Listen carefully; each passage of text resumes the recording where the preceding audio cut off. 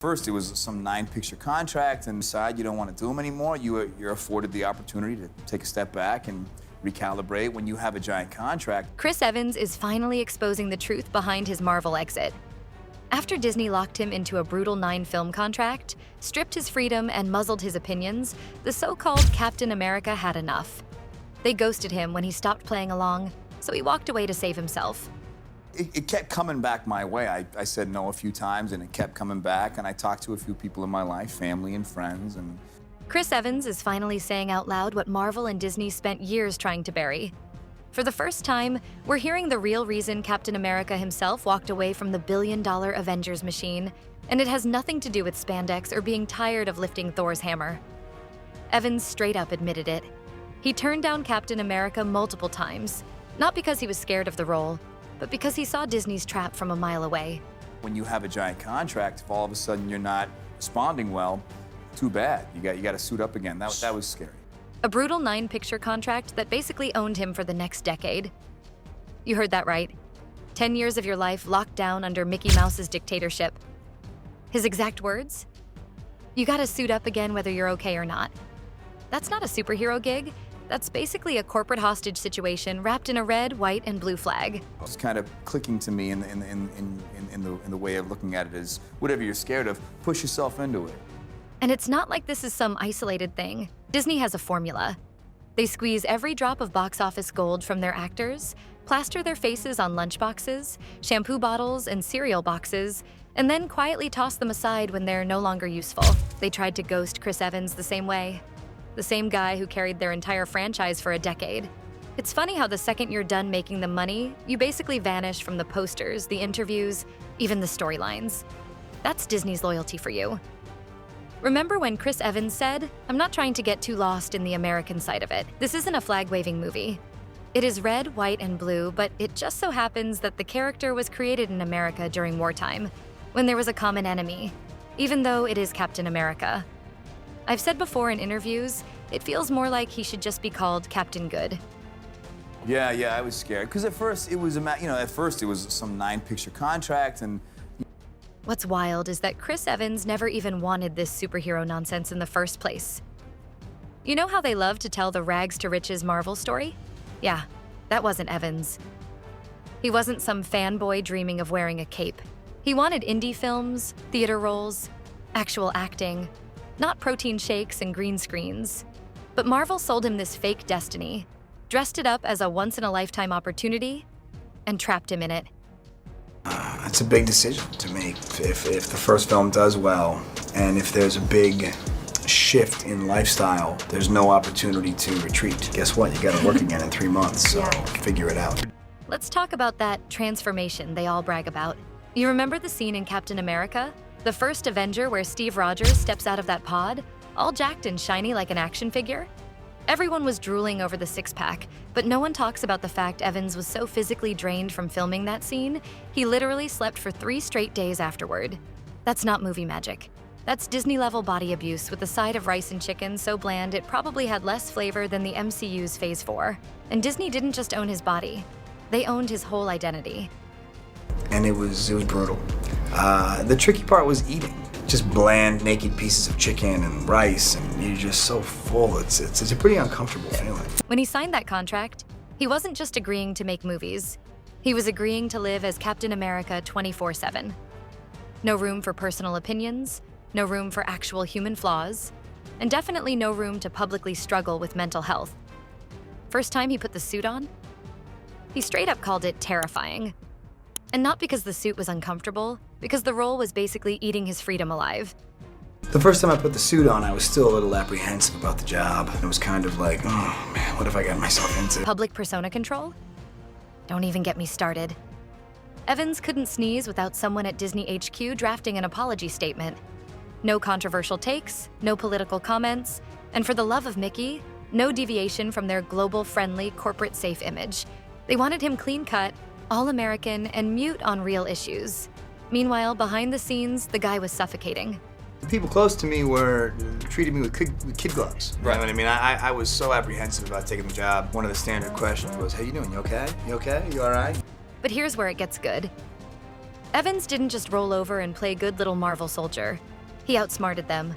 Signed the 9-picture deal? Sure, but kept parts of himself off limits. And the second that contract expired, he started dropping truth bombs left and right. Remember the Lightyear drama?